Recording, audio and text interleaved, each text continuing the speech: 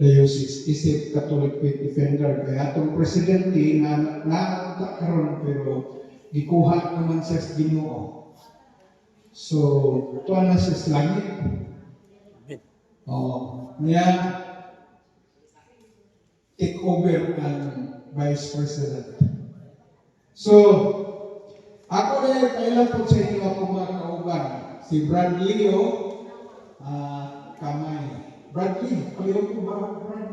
Para makita ang mga kagwapo ko. Okay. Pakpakan na to si Bradley.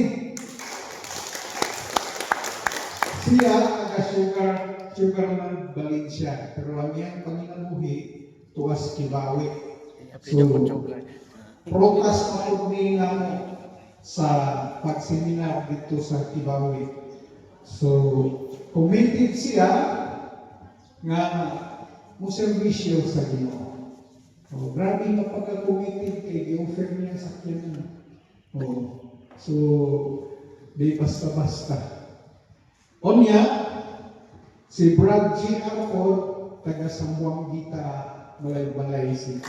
Brad! Ulitanong ni siya.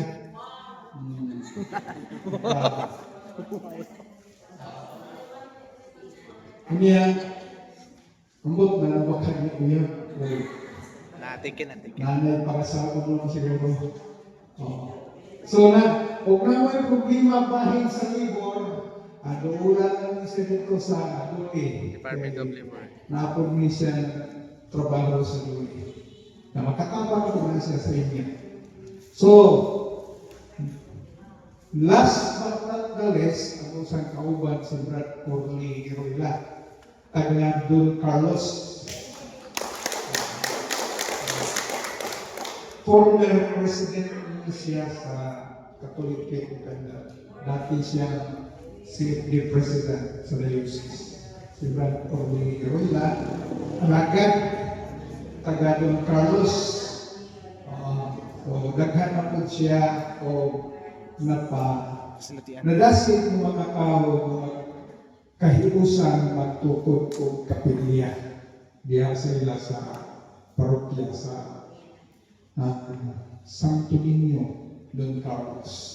So niya ang aron sa pagpadayag sa pulong sa Ginoo kay misyon ng Ginoo nato. Pagkahuman nato karon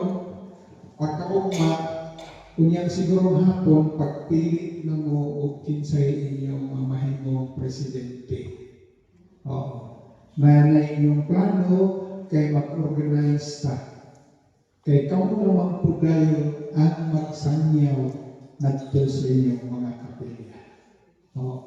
So mag-organize ta, presidente, vice president, secretary, treasurer, auditor, o kining PIO. So, unong na sila. Kanang unong, automatic na sila mamahimong facilitator. So, dugangan na yung nag-upak na katong willing na mamahimong facilitator so napulog dahil. So, tag-lima, duha katin ang nahitulog. Amen? Pagkawaman na, nagayon tayo sa kabulan na Bible study. Dry run. O magkasabot mo nga bisag isa na lang sa kabulan pero kabulan nili ang mag-dry run, okay gapon. So, ingon ana mga igsoon. So, blessed kayo muna gingon sa Ginoo nga daghan ang gitawag gamay ra ang tuwa.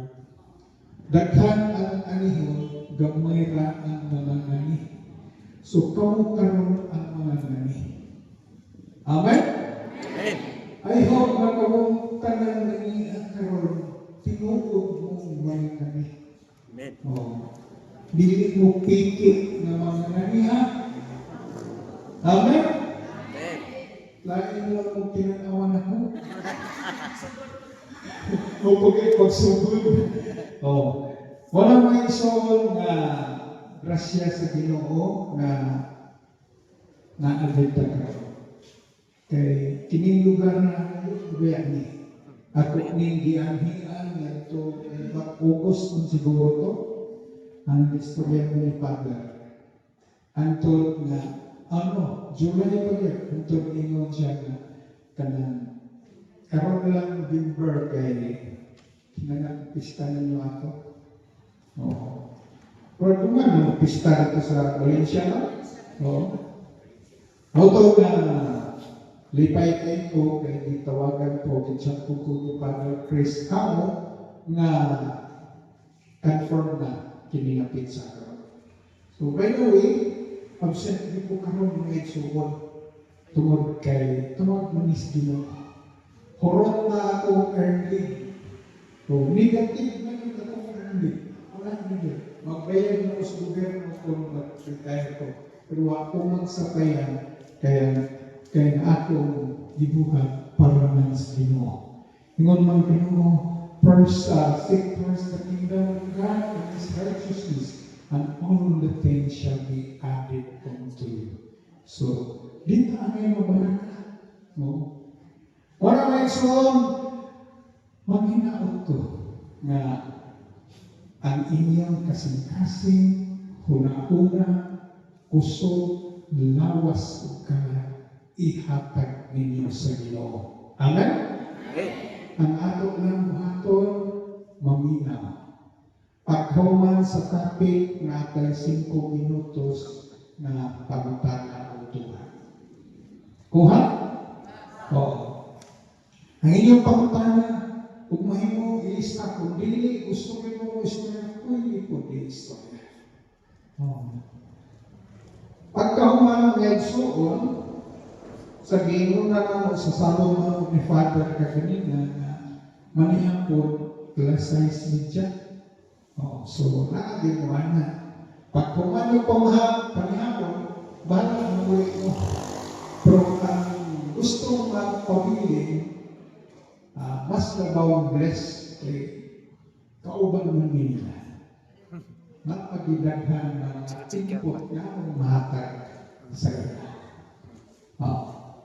So ano lang, manindog pagtanan o magkapot.